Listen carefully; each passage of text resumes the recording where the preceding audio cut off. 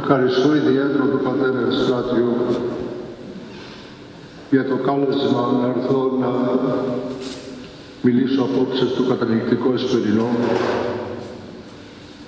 Θα ξεκινήσω λίγο πιο προσωπικά, λέγοντας ότι με τον πατέρα Ευστράτιο γνωριζόμαστε από τον 1978-79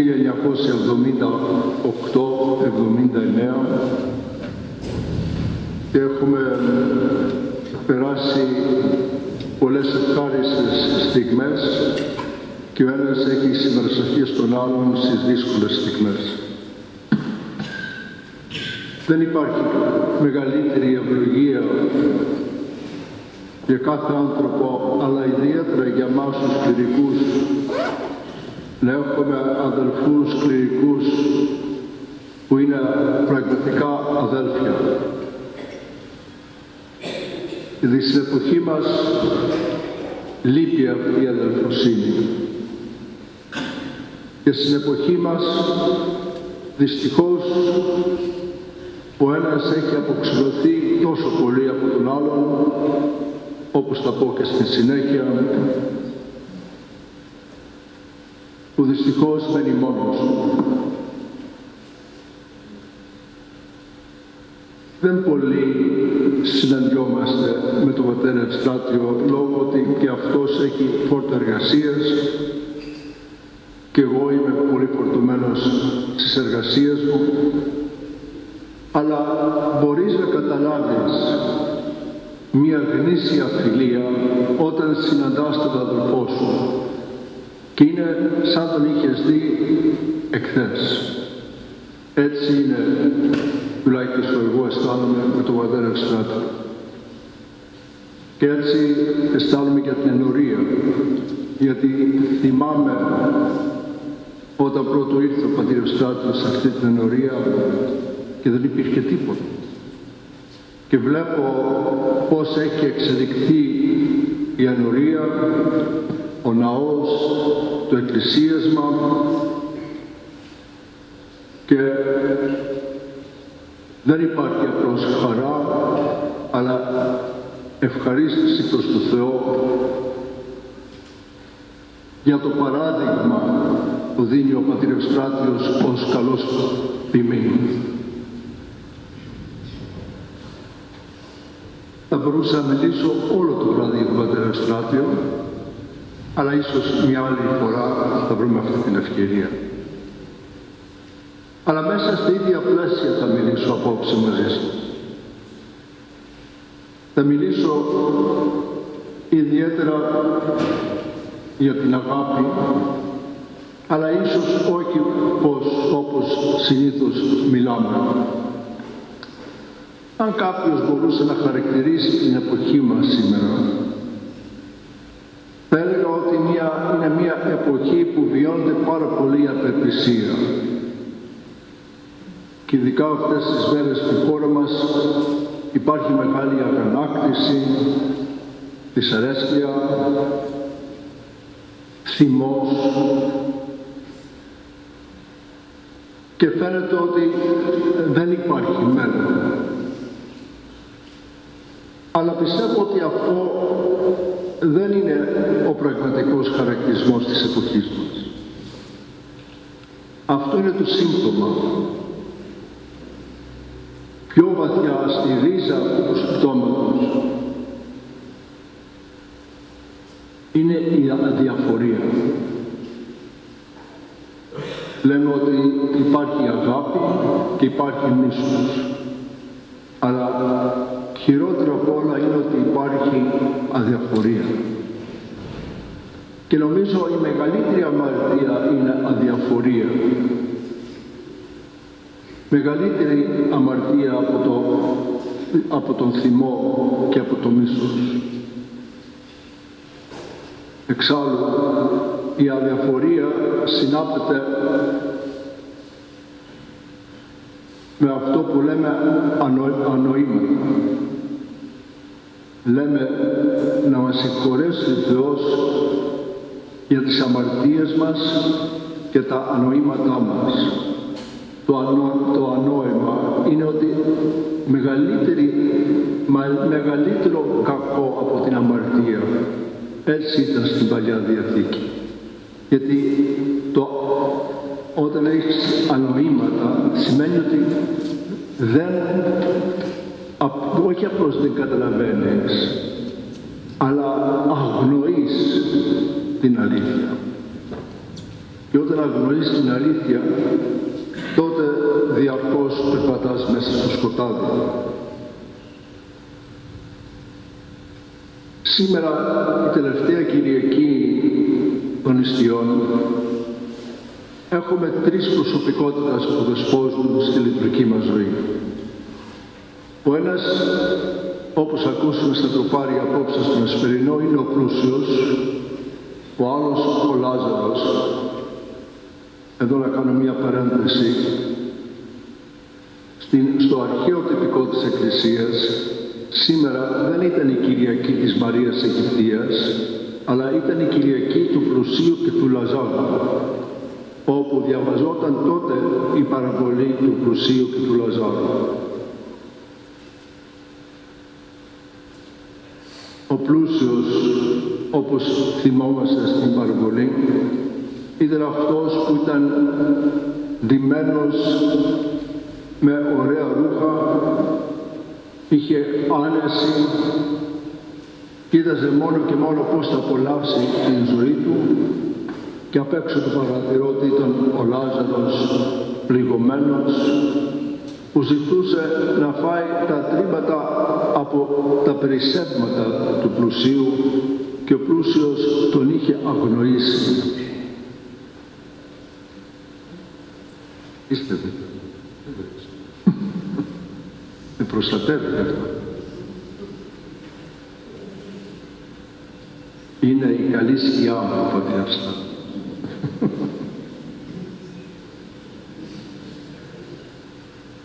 Και από την άλλη πλευρά έχουμε τη Μαρία την Αιγυπτία, η οποία και αυτή ήταν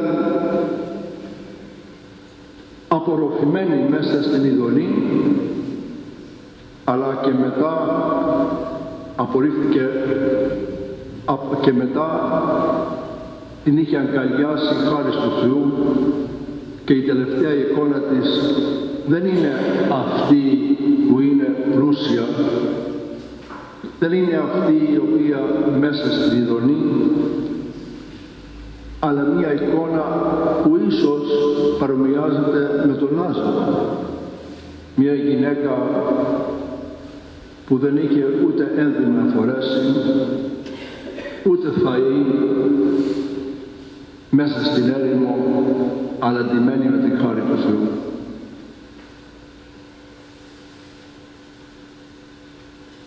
Και τα τρία αυτά πρόσωπα μας φέρνουν κοντά στο νόημα της φιλανθρωπίας και της αγάπης.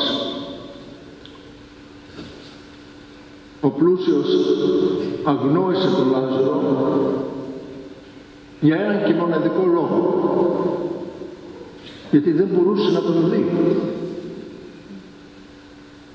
Ήταν αποκλεισμένος και απομονωμένος στις ηλικές του αποκτήσεις, και γι' αυτό τυφλωμένος, και δεν μπορούσε να παρατηρήσει αυτόν τον πονωμένο άνθρωπο που ήταν παραδίπλα. Έτσι είμαστε κι εμείς.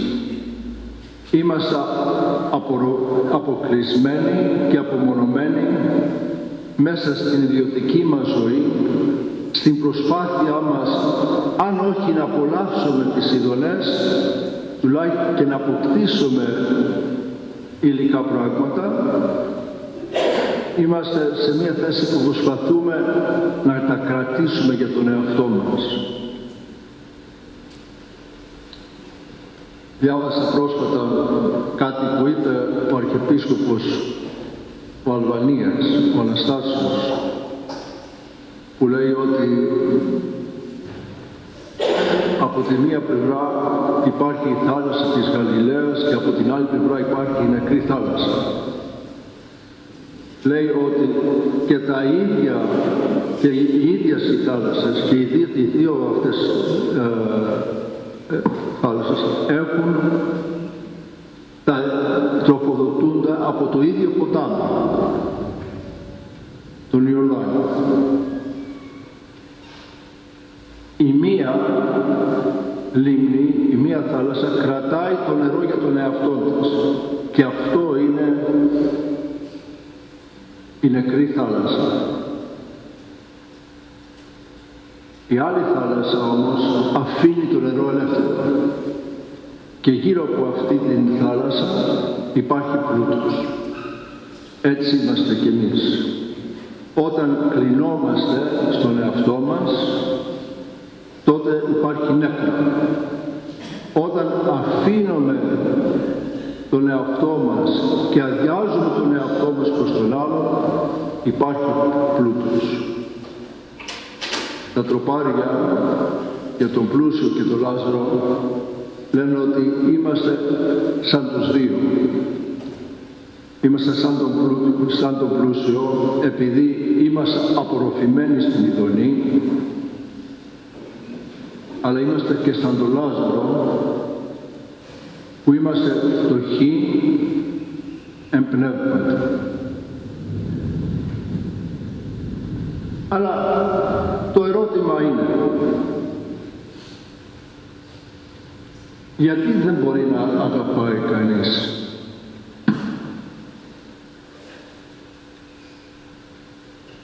Ο πλούσιος πηγαίνει στην κόλαση και ο Λάζαρος πηγαίνει στους κόλπους του Αβραάμ.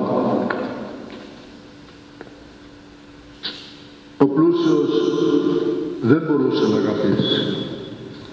Και λέει ο Δοστογεύσκη ότι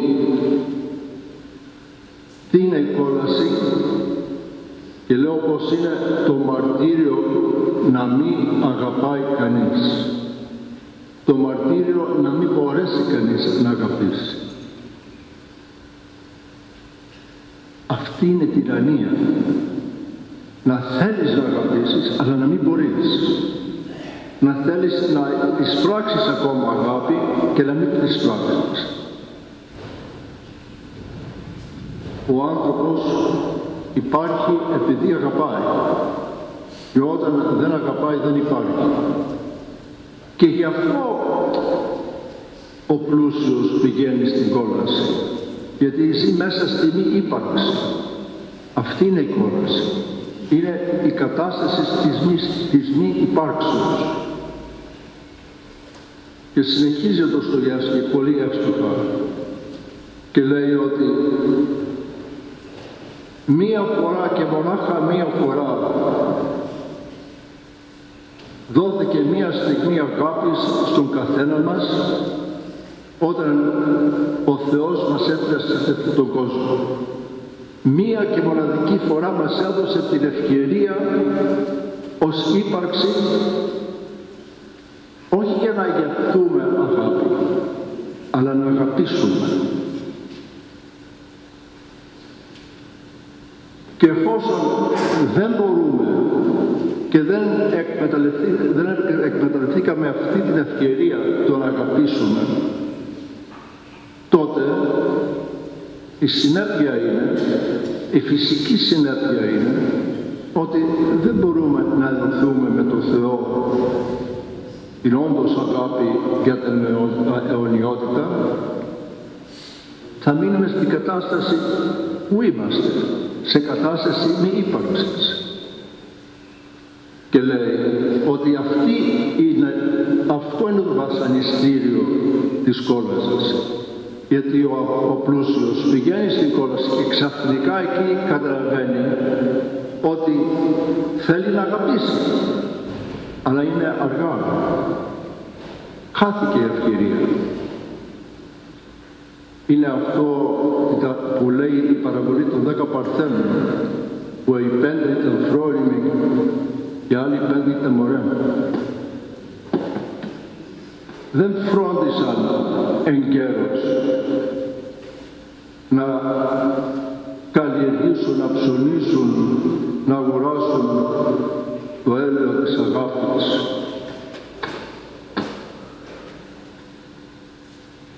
Και έτσι αυτή είναι η κόλαση. Να θέλεις να αγαπήσεις και να μην μπορείς.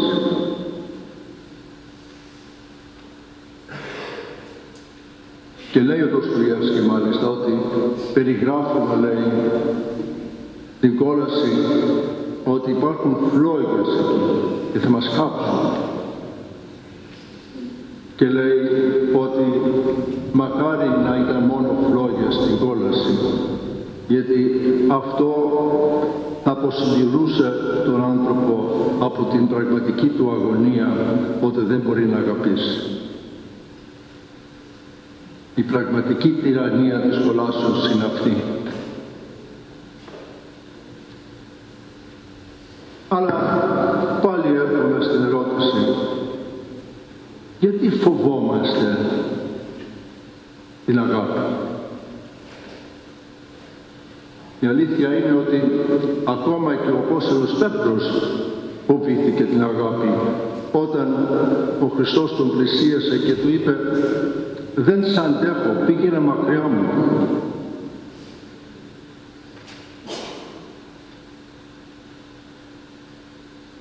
Ένας λόγος που δεν μπορούμε να αγαπήσουμε είναι ότι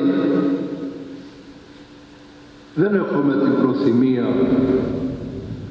να αφήσουμε τα πράγματά μας και τον τρόπο ζωής μας, να ξεβουλευτούμε.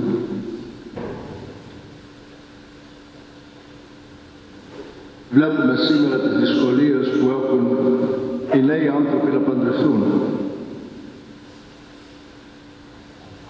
που δυσκολεύονται για ένα βασικό λόγο, ότι δεν θέλουν να ξεβολευτούν από τον τρόπο ζωής που έχουν φτιάξει. Δεν θέλουν να ξεβολευτούν από τα πράγματα που έχουν. Και εμείς βέβαια τους διδάξαμε αυτό, γιατί και εμείς κάπως κλεισμένοι μέσα στο μικρό κόσμο του εαυτού μας είμαστε.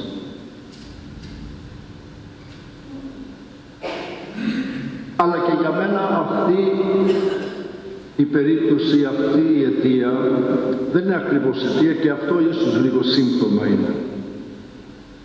Νομίζω στο βάθος υπάρχει ένας φόβος προς την αγάπη, γιατί φοβόμαστε ουσιαστικά την απόρρευση. Φοβόμαστε ότι όταν θα συναντήσουμε τον άλλον θα μας απορρίψει.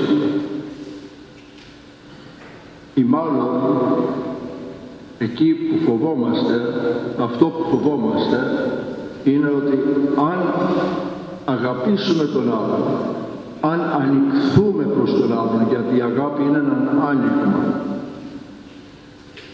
τότε θα δει ο άλλος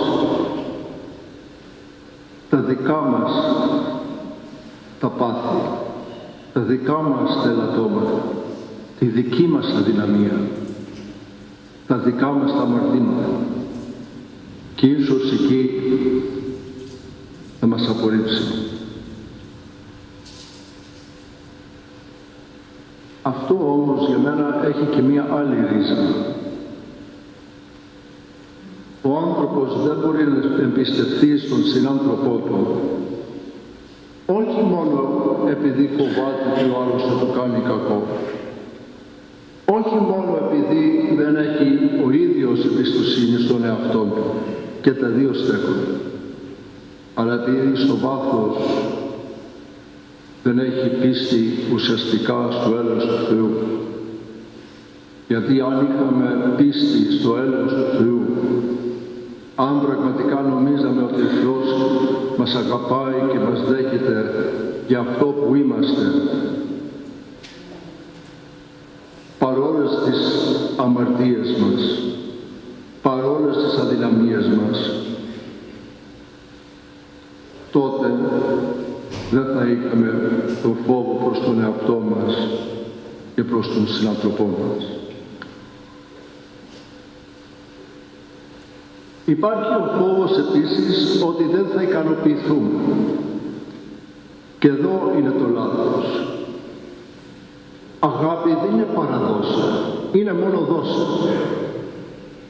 Και αν μπει στο φαύλο κύκλο του παραδώσε, τότε δεν θα ικανοποιηθείς ποτέ, γιατί δεν θα ολοκληρωθείς ως άνθρωπος. Ο άνθρωπος, εφόσον είναι φτιαγμένος για την αγάπη, ολοκληρώνεται μόνο και μόνο αν δώσει. Μη περιμένοντας ότι θα πάρει κάτι. Αυτό που ουσιαστικά θα πάρει, αν θέλετε να το πούμε έτσι, είναι απλώς η ευχαρίστηση το ότι έδωσε και μόνο. Γιατί αυτός ο άνθρωπος που δίνει είναι άνθρωπος που ουσιαστικά ζει την ευχαριστία. Είναι αυτός ο οποίος χαίρεται, ο οποίος δοξάζει τον Θεό για αυτό που έχει δοθεί σε Αυτόν και το δίνει σε άλλους.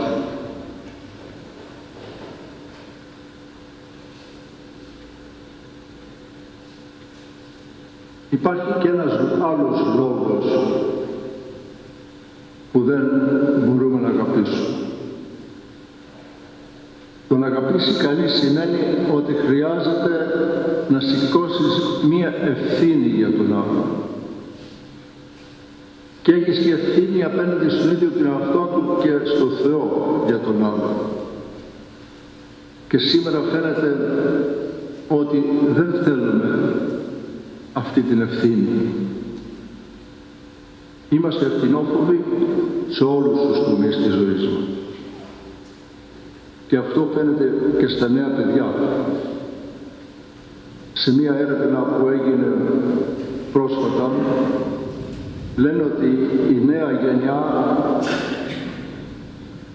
που είναι τώρα 25 με 40 χρονών, 20 με 40 με 35, είναι μια γενιά που δεν θέλει να αναλάβει ευθύνες. Τους προσφέρουν θέσεις ευθύνης στη δουλειά που έχει μεγάλη ευθύνη και δεν το θέλουν. Θέλουν απλώς να πάνε να βγάλουν το μεροκάματο και μετά να ζήσουν τη ζωή τους. Πολλές υποχρεώσεις.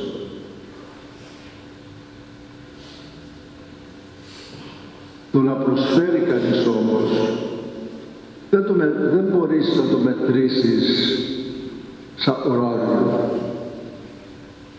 Δεν μπορείς να πεις μέχρι εδώ θα προσφέρω και δεν θα προσφέρω άλλο. Βέβαια η αλήθεια είναι ότι ο καθένας πρέπει να προσέξει να προσφέρει με το μέτρο του, ώστε να μην εξαντληθεί, αλλά να προσφέρει. Να προσφέρει αυτό που μπορεί να προσφέρει. Εδώ έχουμε φτάσει στο σημείο που δεν προσφέρουμε τίποτα.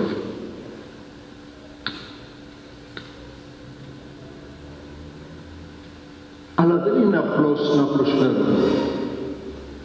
Η φιλανθρωπία δεν είναι ένα κοινωνικό έργο. Συμφωνώ. Να δώσουμε το φαγητό να φάει ένας φτωχός. Να δώσουμε χρήματα να μπορέσει να φροντίσουμε έναν άρρωστο. Δεν διαφωνώ. Είναι απαραίτητο. Αλλά αυτή η πράξη δεν μπορεί να μείνει μόνο μια τυπική πράξη και να έχουμε την συνείδησή μας ήσυχη. Γιατί το να αγαπάς ουσιαστικά, όπως λέει ο Άγιος Διονύσιος Αριοπαγίτης, είναι να ερωτευθείς. Και εδώ έρχεται η Οσία Μαρία Αιγυπτία.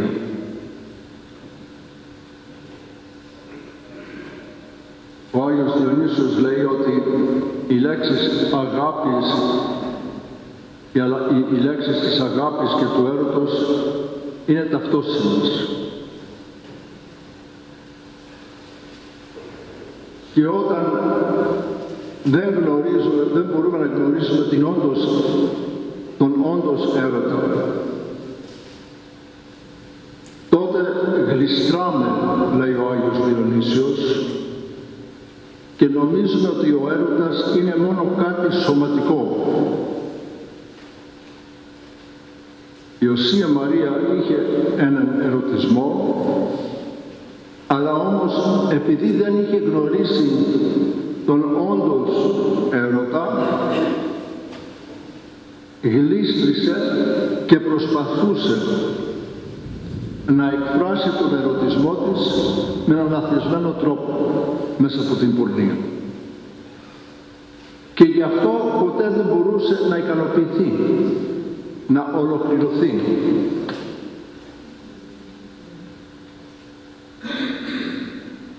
Και γι' αυτό δεν μπορούσε ακόμη να γνωρίζει τον Θείο Έρωτα.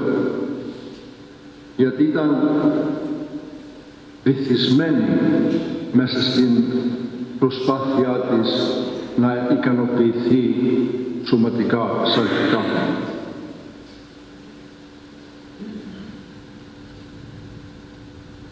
Λέει ο Άγιος Διονύσιος ότι συνήθως θεωρούμε τη λέξη έρωτα ως κάτι απρεπέστατο, ενώ η σοφία, η Θεία Σοφία, οι διδάσκαλοι πάντα την είχαν πολύ ψηλά, είχαν τον έρωτα πολύ ψηλά. Το να είσαι ερωτευμένος σημαίνει να είσαι ζηλωτής, να τρέξεις, να προλάβεις, να γνωρίσεις τον άλλο, να τρέξεις, να προλάβεις, να τον ευχαριστήσεις. Εάν δεν είμαστε ερωτευμένοι με τον Θεό, δεν θα μπορέσουμε ποτέ και να προσπαθήσουμε να τον ικανοποιήσουμε, όχι ως τιμωρός πατέρας, αλλά ως εραστής. Τότε δεν θα βρούμε κι εμείς την ολοκλήρωση. Αλλά λέει και ο Άγιος Διονύσιος και ότι ο Θεός με την καλή έννοια ζηλεύει, γιατί δεν θέλει τον άνθρωπό του να πάει αλλού, να ερωτευτεί κάπου, να ερωτευτεί κάτι εκτός από αυτόν. Ή αυτό τρέχει διαρκώς από πίσω μας, να μας χάσει και να μας συναντήσει.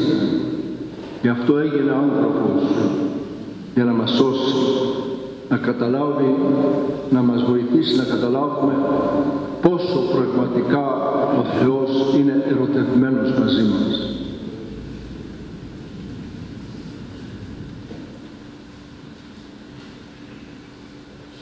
Επομένως, λέει ο Άγιος Διονύσιος, το εραστό και ο έρος ανήκουν ολότελα στο καλό και στο αγαθό, γιατί είναι θεμελιωμένα από την αρχή στο καλό και στο αγαθό και γίνονται για το καλό και το αγαθό. Ο Άγιος Ιερόθεος, μαζί με τον πατέρα Ευστράτιο πηγαίναμε στο μοναστήρι του πολλές φορές, στα Μέγαρα, λέει ότι τον έρωτα είτε θείο, είτε αγγελικό, είτε νοηρό, είτε ψυχικό, είτε φυσικό, το λυπούμε, θα το νοήσουμε ως ενωτική και συναπτική δύναμη, που κινεί τα μεν υπέτερα προς την πρόνοια για τα υποδέστερα, τα ομόστιχα πάλι σε κοινωνική αυλουργία και τέλος τα κατώτερα σε επιστροφή προς τα ανώτερα και υπερκείμενα. Τι λέει? Λέει ότι αυτός που είναι ερωτευμένος,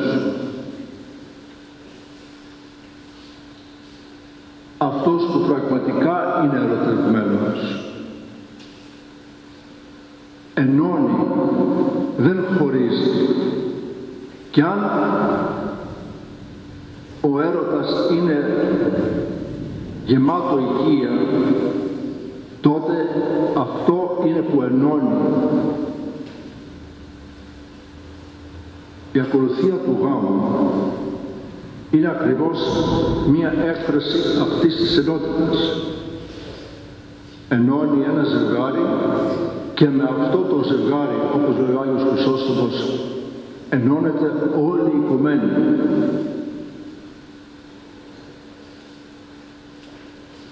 Δεν είναι μία ιδιωτική υπόθεση. Έτσι, για μας, για τις σχέσεις μας με τον Θεό, δεν είναι μία ατομική ιδιωτική υπόθεση. Αν εμείς ενωθούμε με τον Θεό, τότε όλοι γύρω μας θα ενωθούν με τον Θεό και όλοι γύρω μας αν ενωθούν και εμείς θα ενωθούμε μαζί. Αυτή είναι η έννοια της Εκκλησίας. Αυτή είναι η ενότητα που κηρύττουμε στην Εκκλησία και που λέει ο Άγιος Παύλος, να φτάσουμε στην ενότητα της πίστεως. Είναι να βιώσουμε όλοι μαζί αυτή την ερωτική αγάπη, να το πούμε έτσι, για τον Θεό και να ζήσουμε μέσα σε αυτή την έκσταση. Επομένως, τώρα που πορευόμαστε προς το Πάσχα, μέσα από την προσευχή μας και την νηστεία μας, να δούμε αυτή την ημέρα ως μια λαμπρή ημέρα που θα γιορτάσουμε την ερωτική αγάπη του Θεού προς εμάς, την ερωτική αγάπη προς τον συνάνθρωπο και την ερωτική αγάπη προς τον ίδιο τον εαυτό μας, ώστε όλοι μαζί θα είμαστε ενωμένοι στην Βασιλεία του και δεν θα βιώσουμε την κόλαση της μη ύπαρξης και της μη αγάπης. Σας εύχομαι καλή Ανάσταση.